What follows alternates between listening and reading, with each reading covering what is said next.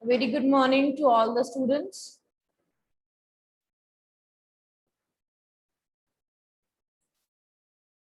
Beta, kindly be there till last when your attendance will be marked at the end only. And if you send me message that I was present and all, I won't be considering it. If you are there throughout, then you are present. Okay. So we were doing chapter Indigo and we are going to conclude it today because it's been many days we have been doing it. And beta, we ended our discussion yesterday and I posed a question to you all that Gandhiji and Rajkumar Shukla, they both started this movement and how thousands of peasants, farmers, sharecroppers, and many influential personalities added on, and thousands of farmers from adjoining districts also, they also joined, and they all were waiting outside the court when Gandhiji, as the sole representative of the farmers, went inside, and everybody was hoping that what will be the decision of landlords or representatives. I must use the word representatives of Britishers. So they, Gandhi never asked for 100% repayment. And he knew that if he would be asking, they will not agree to it. So he asked at least 50% repayment. Fine. So 50% repayment he asked for, but representatives, they settled for 25% and Gandhiji agreed to it. Fine. I asked this and many of you were saying, as Saksham yesterday said, that something is better than nothing. That's why Rana Gurjit was saying he has no idea. So any other student who would like to answer this? Then I will explain definitely. If you can take a few minutes and speak that why Gandhiji agreed to 25% settlement. They have been fighting since months for this day. And when the day came, he agreed to 25% settlement rather than asking for 100 or 50%. Anybody has idea? No movement I could see. It means either you don't want to answer or you don't know. Okay, let me give you the answer for this. So you can see the points, beta. Gandhiji asked for 50% repayment. Maybe he didn't want to be greedy. So Sukhman Jyot is saying that he didn't want to be greedy here. So beta, let me explain you for this now. Gandhiji asked for 50% repayment. Representatives agreed to 25% settlement. They say we will give just 25% repayment. Okay. Gandhiji gave his consent to 25% settlement. It means Gandhiji said, okay, whatever you are saying, 25% settlement, I agreed to it.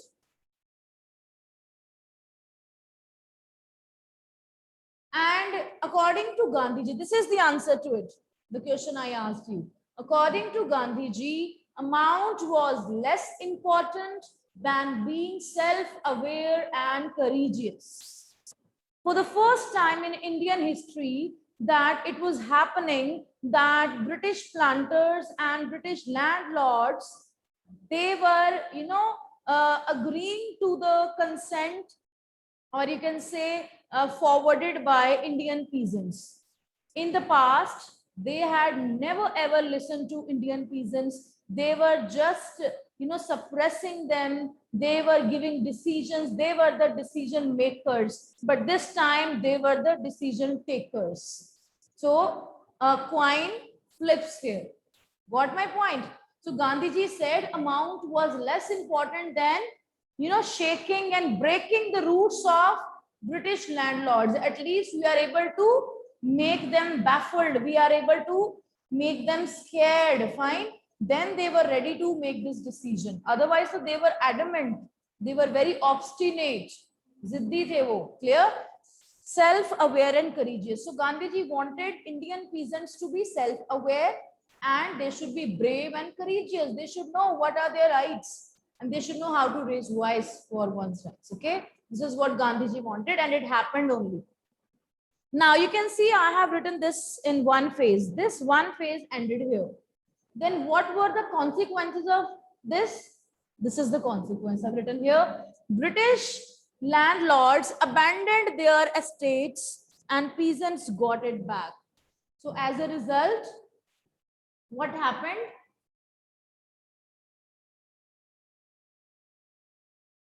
One day they had to leave that place because now they were not getting any benefits out of it, and people were gathered, people were aware, peasants started making associations. Now British landlords were thinking that there is no fun of being landlords here, so sharecropping system ended, totally ended. Fine, that arrangement stopped. Then British landlords abandoned their estates, their lands, and who became the owner? The original owners were peasants only. So they got it back. What does it mean here? They got their lands and rights back. Okay.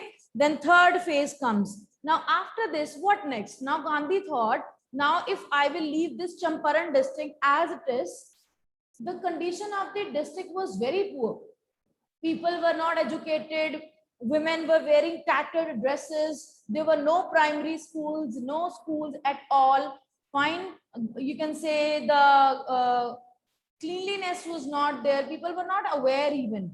Drainage system was very poor. So Gandhiji thought this condition occurred here because people are not even having basic amenities. So now when British landlords have left, what should I do? I should focus on the social and cultural upliftment of Champaran and its people. So Gandhiji, not only Gandhiji, his wife, his son, his whole family worked for social and cultural upliftment of Champaran and its people.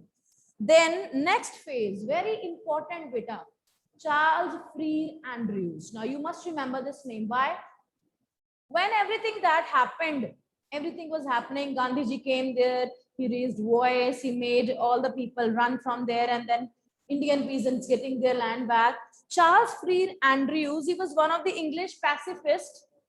You know, some people are there, they observe the actions of others. So he was very much into politics. He was very active, you can say, leader. So Charles Freer Andrews, though he was a Britisher, but he became huge fan of Gandhiji, and he became Gandhiji's follower.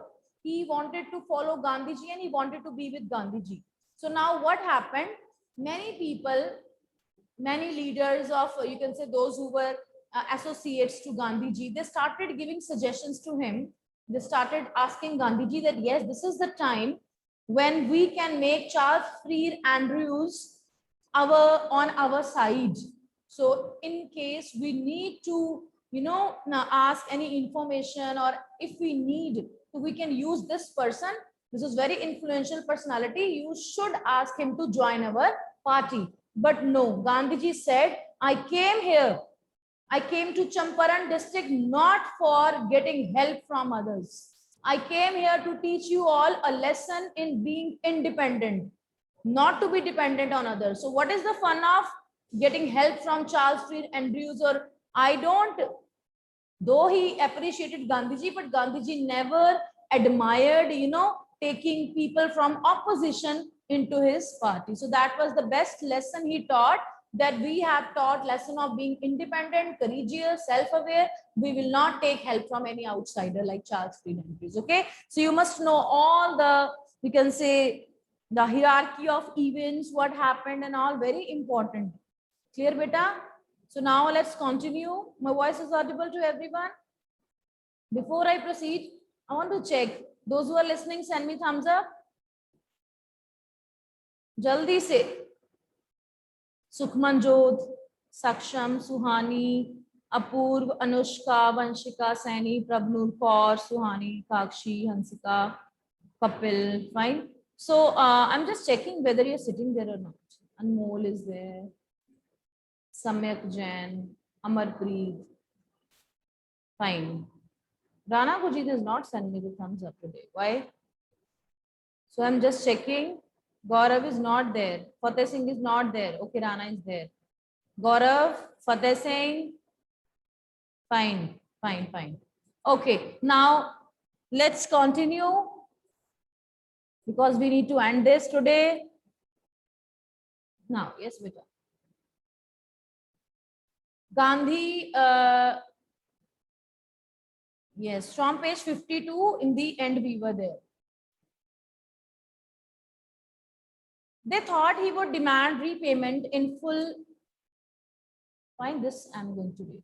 They thought he would demand repayment in full of the money which they had illegally and deceitfully extorted from the sharecroppers. He asked only 50%.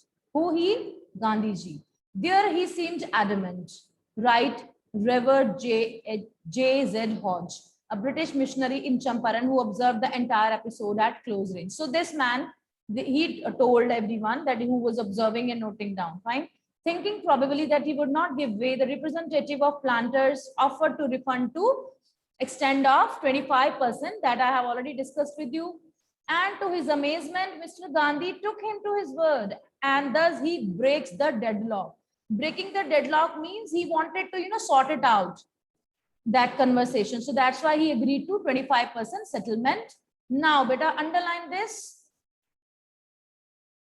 Underline this. Gandhi explained, this is the explanation or answer to that question. Gandhiji explained that amount of the refund was less important than the fact that landlords had been obliged to surrender part of the money and with the part of their prestige. Money to de hi rahe hain, saath mein they are giving their prestige, means they are able to share. You can say, otherwise they were not able to move. They were adamant and now they were ready to change. Clear? Therefore, as far as the peasants were concerned, the planters had behaved as lords have the law. Now the peasants saw that he had rights and defenders. He learned courage. Now peasants have learned this quality of courage, being courageous. Events justified Gandhi's position. Within a few years, the British planters, this is the outcome of what happened next. Okay? What happened out of that settlement? Within a few years, British planters abandoned their estates, which reverted to the peasants. Indigo sharecropping disappeared. Okay, underline this, very important. Now, Gandhi never contented. Kuch log hote hain, they become satisfied with whatever they have. But some people, those who create histories, they are the ones who are never settled. They are restless all the time. One of the unique trait of genius people, they are restless always. Why they are restless? Because they want to bring change into the society. They cannot sit like others, just killing the time.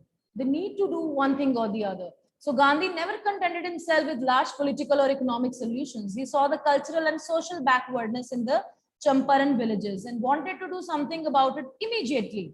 He appeared for the teachers. Appealed for teachers. Mahadev Desai and Narhari Parekh, two young men who had just joined Gandhi as disciples. Who are disciples? Followers. And their wives volunteered for the work. So Gandhiji said that who wants to be the teacher at this place? I want firstly, some people should be there. So two young people, Mahadev Desai and Narhari Parekh, underline, you must know the names, and their wives also. They volunteered voluntarily with their own will. Several more came from Bombay, Pune, other distant parts of the land. Devdas, Gandhi's youngest son, arrived from the ashram, and so did Mrs. Gandhi. So Gandhiji's wife and his son Devdas, youngest son Devdas, he also joined this movement of teaching to people of Champaran. Primary schools were opened in 6 villages. Underline. Kasturbai. Who's Kasturbai? Wife of Gandhiji. She taught the ashram rules on personal cleanliness and community sanitation. They saw that there was no cleanliness. There were no cleanliness rules. She started teaching the women over there that how to remain clean, how to, keep the community sanitation intact. Then health conditions were miserable. Gandhi got a doctor. Firstly, he worked upon education. I would be asking this, so keep in mind. He worked on education, appointed teachers for primary schools. Then he got a doctor to volunteer his services for 6 months initially. 3 medicines were available. Underline, you can get objective questions on anything. Today you have a test also. Castor oil, quinine, and sulfur ointment. Okay, so these 3 medicines were available. I'm not able to highlight the medicines. This is the problem. Okay, so this is castor oil, quinine, and sulfur, ointment. So these three medicines, how they worked for it, anybody with malaria fever received quinine plus castor oil. Anybody with skin eruptions received ointment plus castor oil. Gandhi noticed at that time, beta, medicines like these days we are having, you know, even one salt is available in n number of brands and companies are there. You know, sometimes you do not get one medicine, we get from another company. So, but those days only few home remedies were there, but few scientific ointment like sulfur was used and quinine and castor oil. These three were within different combinations were used for different to treat different problems. And you know, those days even ailments were not much because people were doing hard work, they were doing work on their own. These days we people just keep on sitting and becoming couch potatoes, fine. So Gandhi noticed the filthy state. Next, beta, I told you, count on fingers. Number one, education. Number two, health condition. Number three, now Gandhi noticed the filthy state of women's clothes, filthy state of women's clothes and condition of women in the society. Then he could not do anything for this. He asked his wife, Kasturbai, to talk to them about it. One woman took Kasturbai into her hut. When Kasturbai asked one of the women, and that woman took Kasturbai into her hut and just showed her. And she said, look, there is no box, no cupboard here for clothes. The sari I'm wearing is the only one I have. During his long stay in Champaran, Gandhi kept a long distance watch on ashram. He sent regular instructions by mail and asked for financial accounts. Once he wrote to the residents that it was time to fill in the old latrine trenches and dig new ones, otherwise the old ones would begin to smell bad. You know that during those days, even proper toilets were not there the way we are having these days. They were having trenches, latrine trenches. People would, you know, after a person would come to collect all the waste, fine, and they would clean the place, and next day again it was filled, fine. So people were very hard working, very less number of facilities, but even then they were managing. So now next page, the Champaran episode was a turning point in Gandhi's life. Double underline this line. This is a question in your textbook, that how Champaran proved to be a turning point in Gandhi's life. And this question, I guess, came in boards more than 5 to 10 times, I guess, near about 5 to 10 times in between. How Champaran episode became a turning point in Gandhi's life. You know, actually, this phase movement never only only affected the Champaran and its people, it affected Gandhi's life also, because his life got a motto, it got a purpose. Then he started and finally we got independence. So this is the base of Indian independence, we can say. I declared that British could not order me about in my own country. But Champaran did not begin as an act of defiance. It grew out of an attempt to alleviate the distress of large number of poor peasants. This was the typical Gandhi pattern. His politics were intertwined with the practical day-to-day problems of the millions. His was not a loyalty to abstractions. It was a loyalty to living and human beings. So what does this paragraph say? That Champaran did not, you know, it began by alleviating the distress. By alleviate means to remove the distress of people and peasants. But from removing the problem of that indigo crop, that problem related to peasant, it took another turn. Fine, not only politics, it intertwined with practical day-to-day problems were involved now. So Gandhi started working upon humanitarian grounds. Fine. In everything Gandhi did, moreover, he tried to mold a new free Indian who could stand on his new feet and thus make India free. Now, let me tell you one thing which is not mentioned here. You might have heard about SUPW. You just search about it on Google. Fine.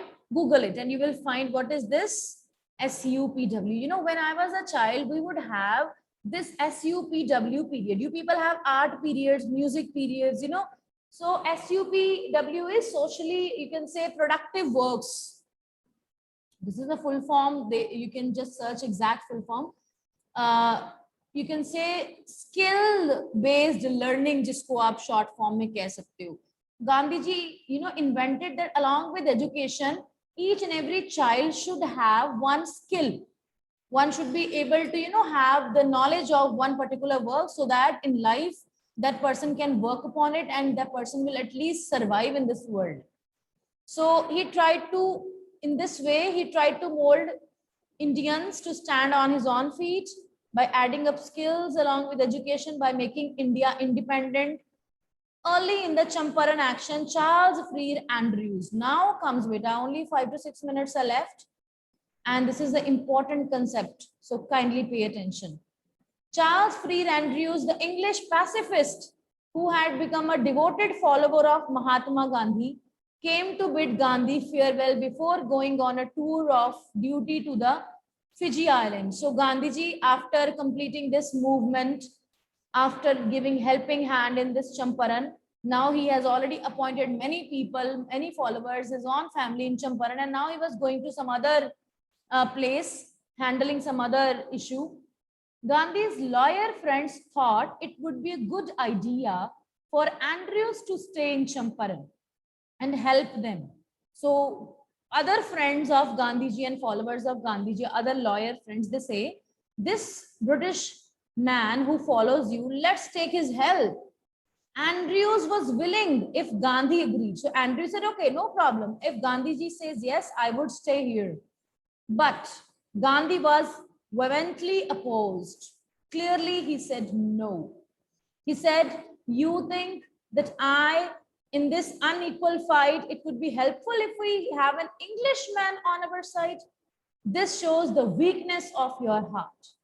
Why weakness? Because you people are dependent on others. Again, I make you people free from Englishmen. Again, you are letting an Englishman enter into your province. So this cause is just, and you must rely upon yourselves. Underline, this is the message given by Gandhiji through this movement. What is the message of this chapter, Indigo? That you must rely upon yourselves to win the battle. And one more theme is true leadership can make you win. You should not seek a prop in Mr. Andrews because he happens to be an Englishman. Don't use people as props. Okay, just be self-reliant. He had read our minds correctly. Rajendra Prasad comments, and we had no reply. Gandhi in this way taught us a lesson in self-reliance. Self-reliance means self-dependent, not to be dependent on others. Self-reliance, underlying India independence and help to sharecroppers were all bound together. So how? He taught a lesson of being self-reliant. India got independence in 1947 out of it. And this also helps sharecroppers. Everything is actually interconnected. It's a circular motion. Everything is intertwined, interconnected. Okay. So now I would ask you people, if you have any kind of doubt, you can ask me, beta. Send me thumbs up if the whole chapter is clear to all of you, so that I can proceed with question answers. Any doubt? You can write in the chat box, or you can raise your hand. I will unmute you. Most of you are saying yes. I can see my screen lighting up with raised thumbs up. So, okay, now if I ask you any question, you have to answer it also. Okay? Rajkumar Shukla was dash, page 47. Page 47. Rajkumar Shukla was dash, a sharecropper, a politician, a delegate, a landlord. Answer it quickly. Raise your hand. Otherwise, I will ask you. Jaldi se beta, participate. I'll be asking now. Okay. Fateh Singh. Apurv has sent me the answer, but I will not tell. I'm waiting for Fateh Singh to unmute. Fateh Singh, are you there? I will be marking you absent. Those who, even if you don't know the answer, you have to unmute yourself and say, ma'am, I don't know the answer. So mark Fateh Singh. Okay, he's there. Okay, who was Rajkumar Shukla? Fateh, you unmuted yourself again. You muted yourself. I got all the answers in the chat box. So Fateh, I would be marking you absent today.